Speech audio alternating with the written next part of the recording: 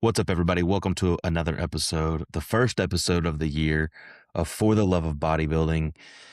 I'm your host, Logan Schultz, with my co-host, Ian Powell. Ian, how was your holidays? How was the new year? How was January? All of the above.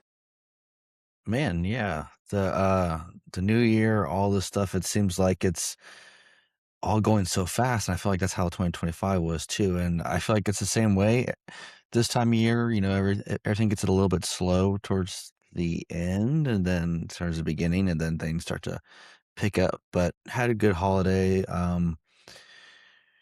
Able to stay lean during that time period. Weight did jump up a little bit during the holidays.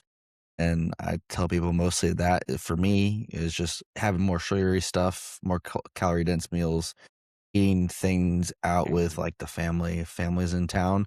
So usually when I was doing that, I would just wouldn't eat as much as my food. Whereas before I felt like I had to kind of put it all together. I would just eat maybe two or three of my meals. And if we were having one or two bigger meals, I just made sure I kind of ate what I want during those. Then I just didn't let myself snack a whole bunch. But a really good holidays. Everything was really nice. January has been really chill.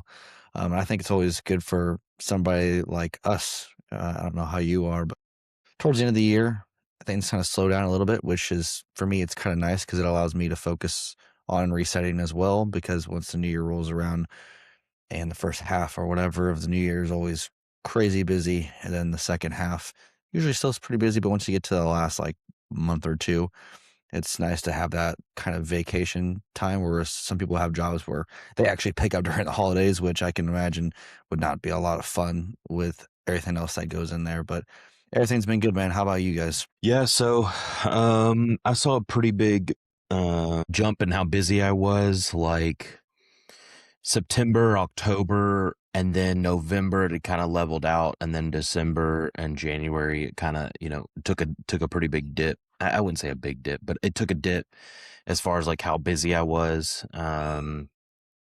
Throughout that time, like even with my day job, it's we're off less. I mean, we're off a lot more, and so it's a bunch of 2 and 3 day weeks and things like that. And so a lot of the time frees up, and I got pretty lazy. um, but things are going well. Really hasn't been a ton on my end. Bodybuilding is kind of at a standstill because we're focusing on the kid thing. So can't wait to have her be preggers and we can start to push again because I am bored out of my mind right now. Or to start off by lasting again. Yeah. Training sucks. Yeah, Ugh, training sucks so bad right now. yeah. I did literally the other day. I trained the legs, and I saw the look on your face when I said I was leaving. You were like, "You haven't been here that long," and I literally did 4 sets of hamstrings, 2 adductors, 3 quad, and 2 glute sets, right? And That's a lot. I'm sore as shit today. Like, The yeah, but it was recovery all accessories. It was nothing. It was nothing. It was no compound movements. It was all, so yeah, the recovery aspect when you don't have good drugs, as some people like to say, just sucks, yeah, man. it I've done, sucks. I've done it, two or three times where I've done full PCTs and full everything like that, and it's not great. And I still believe, unless you are trying to conceive or you're trying to do stuff like that, if you're trying to be a really good bodybuilder, there's not, a whole lot of reason to it. And for most people, unless like you maybe like you pull all your testosterone and stuff like that before the show, you could technically do like a 5 week kind of come off cycle in between peaking and post where you actually might feel okay because you'll have Yeah, food and stuff like that. But outside of that, shit sucks and yeah, shit's rough and everything doesn't feel super good. So I definitely feel you with that. But it is what it is as far as that time stamp. With me, I just finished up my off season actually. So it was a 14 week. I was coming here. I think it was a 14 week off season, which is pretty standard. It's nothing too crazy. Am I sad it ended? Yes, I'm pretty sad it ended. I definitely had a lot more room to do more, but at the same time, we are prepping for a national show this year. I need to stay healthy. I need to keep You my need to health stay in the leaner. forefront. Yeah. I need to stay lean. I don't need to push a lot of food. Even still, like this off season, I think my highest calories got pulled up to, and it was really just like the last like 2 or 3 weeks was training day was 4,300, rest day was 3,800. 700 grams on a training day and 500 grams of carbs on a rest day. Yeah. But for the most part, so basically, I even have a timestamp here. November 4th was actually when I started my off season. So the entire off season, I ran the exact same diet. It was um, calories on a training day and then 3,300 on a rest day. Yep. Not a lot of food. That sounds about standard. I mean, I think most of my off seasons are calories are around that area. And the only additional that I've ever done was like this last year we had a back and leg day diet where the calories were a little bit higher. So Yep, I there was remember in 3 those days. areas. Yeah. So that's good, man.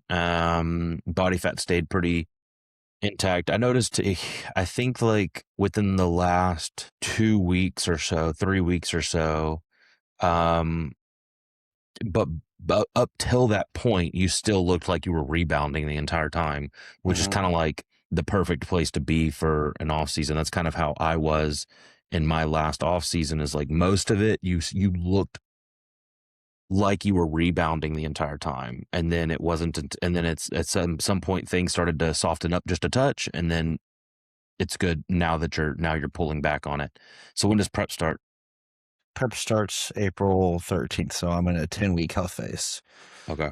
So pretty a little bit longer of a health phase, I feel like, for most, but again, it's still a 20-week prep. I'm still going.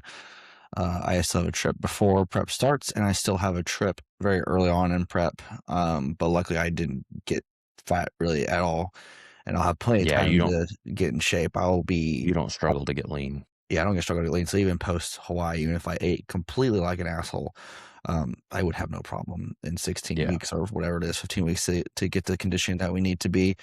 So it's exciting. So this prep should be a lot different this go around. And I guess that should really segue into kind of why you would end an off season, right? I think there's a few different reasons why you would end an off season. Obviously, my first example here is prep. If you are a competitor and you plan to compete very often, every single week, every single phase, you need to be in a phase because everything's on such a finite timeline. Yes, I'm 30 week out. It'll go by quick. It'll go by pretty quick with things going on, and all of a sudden you're like, holy shit, I have 14 weeks, 12 weeks. So everything comes in that play. There should be times where you go into a health phase and relax and stuff like that and give yourself enough health leeway to push if necessary whenever you get into prep. Because if you're enhanced, usually when you're in prep is, for the most part, my bloods get better for sure in prep as you diet down, but at the same time, you are probably going to use more toxic drugs, especially the closer you are to get to the show. So having that runway is going to be helpful. So that's one reason why you would in an off season. You want to give us another one? Uh, Health wise, I've had to stop a couple of off seasons because resting rate was too high for too long. There was one year where I thought I was having a heart attack, so I ended up going to the ER. I wasn't having a heart attack. It turns out it was just stress related, which I've now realized it's happened twice in my life where I've gone to the ER thinking that I was having a heart attack, but it turned out I was just under immense amounts of stress. And every time I've made some life choices that got rid of those stressors. So, but those are two reasons that I have personally ended an off season. So I would say health is a big one, right? Especially when we're talking about you need to put on a lot of muscle tissue and you're pushing the envelope quite heavily. Everybody's different in the regard of what's going to diminish, but I think that we can all agree that the heavier you get, the more off plan you're eating, the worse those bloods are going to look. Yep. Yep, definitely. So yeah, keeping your health is very important. Sometimes you have to stop the off season because health can get bad. Whether Yeah. that's and sometimes it's not even mainly drug related. It's food, body fat, cardiovascular, stress, what's going on in your life. Yep. Sometimes you could be rolling into an off season and boom, something happens in your life. You're like, look, I'm not gonna be able to pay attention. I'm not gonna be able to eat the food that I need to eat. I need to go into a health phase, hold phase, or whatever it is. Another good reason is body fat for sure. And I think this is more common with more novice people, or Hmm. if you're trying to push into a different weight division, weight class, where you have to push body fat a little bit higher, just to put on the weight. Hmm.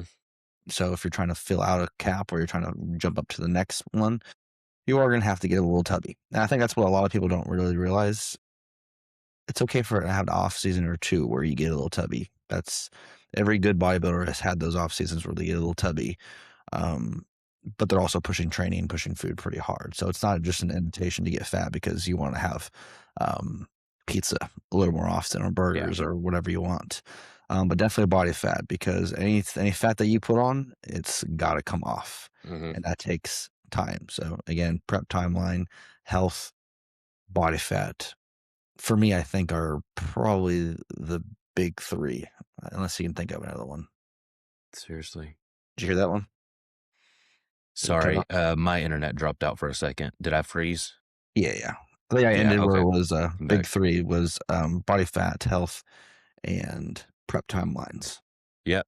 Yeah, pretty much. I mean, I think that one of the things that I'm paying attention more to is seems to be like performance and like a systemic inflammation standpoint, right?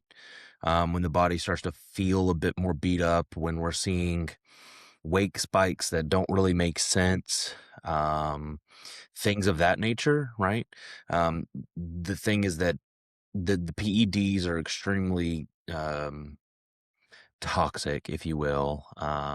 They create some level of inflammation, and then when you're training really hard, um, these things are gonna, kind of arise, and it's important to understand when is the time to pull back versus when is the time to continue pushing forward. Um, and sometimes that's a fine line, and you may not always get it right. I've both of the times with my health markers, I think that those were times where I potentially got it wrong and that it was time to pull back a little bit or not use as much drugs or whatever the case was. But it's all a learning process in that regard. So Yeah, I think, can you pull up, pictures if I send you on like, DM you on Instagram from yeah, your thing and share it? yep, That'd be good for people to see. Um, I can show you from last year when I decided to, or I had to drop into a pre-health health phase before prep started, which even still I got in fast shape pretty quick. And my body fat was significantly higher than it is now. But a good reason to show you that like it's because of body fat, right? I was like, oh shit, if I want to compete this time this year, yeah. I should probably correct this. Which where is it? Oh, here we go. I'll send you a few from. Also, the higher that body fat gets, the more insulin sensitive you get, the less effective that the dosages that you're on get. And then estrogen starts to creep up, testosterone starts to dip down. So okay. Yeah, and that's another like super good example is of not being able to grow and using less. Like this off season, I'll be transparent. It was just 500 tests, 200 EQ the entire time. I didn't take. That's not really. If you ask anybody in their off season, they'd be like, yeah, okay, That's drastically lower than anything I do. it's super low, but able to keep body fat low, able to. I'm also someone that's super dialed in with their training and very very aware how to auto regulate things pretty quickly if I need to. Hmm. So there is a 3 pound difference there. So I'm 3 pounds lighter on the right. This is Peak only that three. This is only 3 pounds. it's only 3 pounds. Yep. So this is what is this here? That's 228. What time frame? This was March last year, March 2025. March of last year. When is this? This was this morning This at morning. 220, Yeah. 225. Yeah, that's a much better look. Looks like Yes. you've grown. Yeah, exactly. So able to stay Yeah. leaner and, have things more dialed in and just pay attention to things more. But again, on the one on the left was because my body fat was a bit higher. Um, I needed more time to kind of peel it off, so it wasn't super hard. And I could tell you, I mean, prep for the most part wasn't bad. It's always, no matter who you are, it's the last 3 or 4 weeks that are really rough, Yeah. depending on that level of body fat percentage. But I was This able to is get away with more. this is what I will say though. I don't think that this is necessarily a terrible body No, fat level, right? no, You're not fat here. no. Um, This is a very acceptable level of body fat, I would say yeah, for sure. I would say we're going into like this level of body fat here. Sorry, I can see this on two screens, so it's kind of fucking me up a little bit. Okay. Um, it's like the actual screen, and then it's sharing on what is being recorded. Oh, okay. So, I would say this is a little bit more of like what you would expect from an experienced bodybuilder, right? It says experience. This says I'm new to bodybuilding. I'm just trying to fucking get huge. Yep. I'm just You know what trying I to eat, mean? bro. Yeah. So I think What? that this is fantastic. Your quad sweep looks better. Your lats look better. Waist is tighter. Yeah, and Shoulders bigger. that's Yeah. a big thing too, because even like last year when I was trying to get to that weight, and this is an example, I was just trying to eat. I was going off plan. I was eating calorie dense foods. I was trying to eat as much as I can to try to Taco get Bell. Taco Bell to get to that body weight that I wanted to, because I'd never seen that number before, and I was just going for it. Whereas this one on the right, I had some off plan meals like holidays and Yeah. everything within acceptable range. But for the This is most part, more tighter. this is funny. And it's only funny because I have the same thing going on. Like you see how this bicep is better, this tricep is better, you have more detail, and then Yeah. you have this arm versus this arm. I have the same exact thing going on in my arms. Yeah, I jerk off all the time with my right side, so So that's what's funny exactly is why.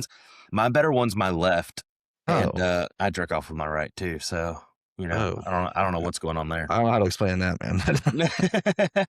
That one is certainly out of my pay grade. uh, oh, that's funny. Yeah, this is good, dude. It's a great starting place. Yeah, it's the same thing kind of across the board. Yeah. Those are still the competition trunks that I used for the How show, so much? that How tells you a much do you lot. weigh? 25 there. 225. Yeah, that's You're more. heavier than me, and you look better than me right now. So Yep, but I'm a you're bitch natty. right now. But you're natty. How's pussy? It's a boost. Pussy. All right. So again, another really a good example of for that one, and I think I those pictures at the end of March, and I competed in September, which is or October, so it's technically the same, very same time frame. Actually, I'm giving myself more time this year Yeah. by a lot. So I totally just realized that you can see all of my chats I didn't see anything. when I was screen sharing. I there's a didn't see anything. there's a group that we're in. Oh, there's not. It looked like you could see it on my screen, but I don't know. We'll see. There's not a group chat that we're in. I don't. No, I don't think we're worried about that. All right. Anybody that's gonna watch this already probably knows. Let's be honest here. Yeah. So if you're watching this, yeah, you Yeah. already know. You already know what's up. So you Yeah. already know how we do it. So yeah, making sure you have the right timeline. I'm always just a big fanatic about this because I see people, like I saw somebody today, who, if you watch this video, which you probably won't, you will know that you're not going to be in shape if you try to do what you're trying to do. People think they can get lean pretty quickly. There's not a lot of time on the table, so try to give yourself as much time as possible. That's what I'm doing Yeah. with everybody. Give them very long time, lots of food. As long as your only caveat with this is, can you be that dialed in for that long? And that will come down to you as a person on how bad do you want it. No, If you want to compete. Oh, sorry, go ahead. yeah, I also think that the nice thing about those pictures is that it indicates that um, this shit takes time, right? Like and it doesn't take it takes targeted effort time. Not like, well, I've been training for bodybuilding for 5 or 6 years, but you prep, you you don't really go into an off season. You're not really paying attention to how much food you're eating, or if you are, you're not really tapering up your food. You're not doing anything in that regard, and then you're starting prep in a place where maybe you're too fat, or maybe your calories are not high enough, or whatever the case is. Which most often what I see is that somebody's calories just aren't high enough, and or what they're intending to eat isn't high enough, and they're eating off plan the other portion of the time, or most of the time, right? And they're just not honest with themselves, and that doesn't set up for a good place for prep, right? The point is that you need to be on. You don't have to be perfect year round, but 80-90% in the off season, and stack that up with 3 or 4 years, and you're gonna see some massive progress. Yeah. Yeah, I would say I was definitely like 90% this year, maybe Yeah. 85 even, especially with the holidays and stuff like that. Hmm. And, I traveled to Universal and there were so many things and I just Yeah. let things go. If I'm really sore, really tired, if I feel run down, I take the gym off. Some days I was training 3 days a week. Some days Hmm. I was training 5 days a week. People were like, well, you don't really work out. You're not really in the gym very often. I was like, the gym is just a stimulus. Like, if you train hard enough and you can really connect with the muscle, again, that's one of the things that you learn over experience and Hmm. something that I'm very in tune with. When my body is fucking tired or if I don't want to train or if I feel beat up and I don't feel like I can perform well, I'm going to take 1 to 2 to 3 days off. Sometimes I'll take an entire freaking week off. Because if I feel super beat up, but you only do that with more experience. So you obviously you want to start prep with as much food as possible. Hmm. I'm going into this health phase eating slightly more food than I did in the off season to kind of offset a little bit of the androgens, but it won't be anything where I really notice it. But it gives me a massive runway to Hmm. go with and play with to where sure I'll be hungry and starving in prep, but I'll also have probably multiple chances of tons of refeeds during the entire time. Yeah. And that's kind of how Ben likes to do it anyways. I mean, we peaked like 3 times before we did Muscle Beach. Yeah.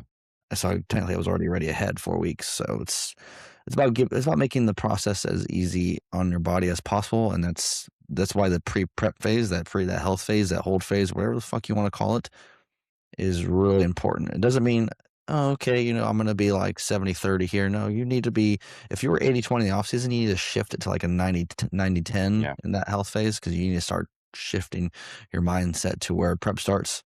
It's go, go, go. Whereas some people will do a prep and they're fine, and then the off season they'll disappear, and then they'll Hmm. come back for a prep, and then these are the same people that are struggling to get in shape and then struggling to make improvements every single year. So it's a focus effort to improve on your weakest areas, which for a lot of people, the off season is tremendously harder because there's just more flexibility Yeah. where people they feel like they can fuck off.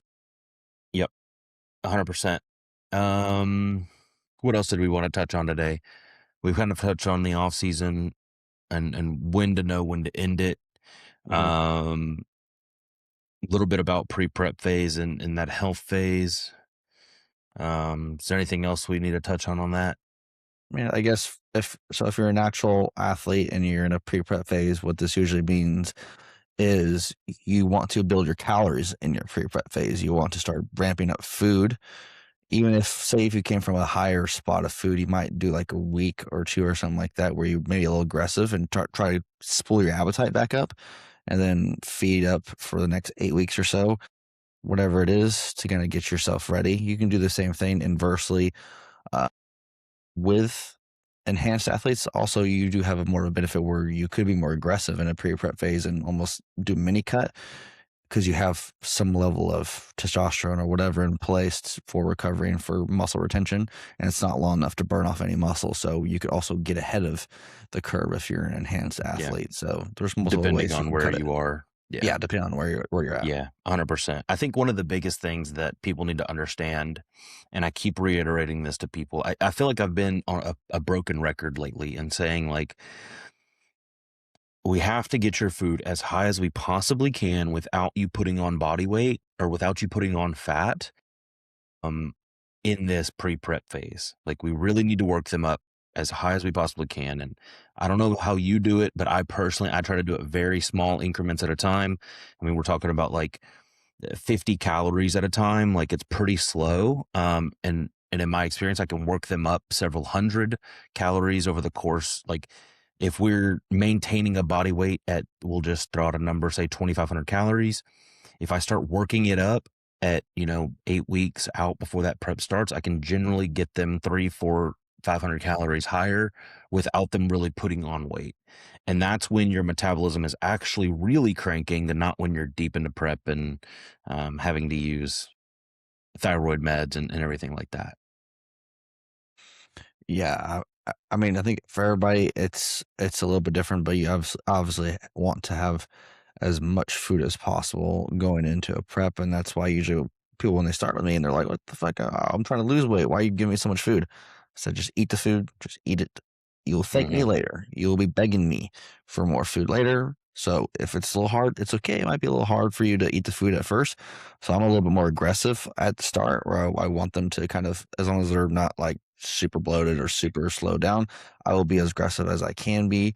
And I'm saying, trust me, you do this for a week, and if you're on it for a week, by the end of that week, it'll be much easier and you'll be more fine. And then as I start pulling your food down, you'll be more hungrier, quicker. You'll be more receptive to slower drops. Instead of me dropping the hammer at 800 calories, I can just drop the hammer at like 200 or 300, and it's going to move the scale the right way. So there's not a whole lot of body fat you can really put on in 8 weeks unless you're eating like a fucking idiot during that process. But if you're Yeah. eating clean foods like you're supposed to, not drinking alcohol, not eating fast food, not eating a bunch of restaurant food, Hmm. you're fine. You can, body weight is okay. Body fat takes time. Body weight will go first before body fat comes on. Yeah. Yeah. Yeah. Yeah. Because you're going to lose a lot of intracellular stuff. You kind of lose that. The worst part of prep is a few weeks in when you've lost that pop, and now you're just kind of like skinny fat, or that's what you think you are in your head anyways, because you're actually not, but you Yeah. feel skinny fat. Yeah. The arms aren't tugging against the sleeves no more. Yeah. Everything's all droopy for like, But you're oh not shit. really seeing like the lines, like great lines yet. Yeah. Yeah. Everything's just kind of like just This is meh. bullshit. Yeah. But it's important, and most of this game is mental too. So if you can understand that it's a mental game and you can have amnesia, I always tell people, be like a goldfish. Let a thought come in, think about it, let it go away. Just let it go. You'll be much better off that way rather than you over analyzing every XYZ. That's why you hire a coach like me or Logan to make sure we handle all the stress and you don't have to worry about the stress. Yeah. We will take all your stress of your agenda, and you don't have to worry about it. That's the benefit of hiring a coach. I know a lot of people that want to try to do it by themselves. It's a mental shit show. I mean, I feel like I could probably do it in like 3 or 4 years if I really want to start doing it myself. Um, but then again, it's just so helpful, especially the more experienced eyes you have on you. They can just absolutely take the emotional decisions out of it. Where in prep, you will make a lot of emotional decisions because, especially if you're enhanced, you're all over the place, anyways. So you'll be a head case in your own right. So, For sure. 100%. Um, I think that's about it, huh? yeah, I think that covers it. I think we nailed it That, for that, that. our return of 2026. Nice, short little 30-minute episode.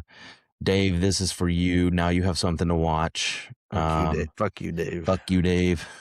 We love you, Dave. All right. Peace. Peace.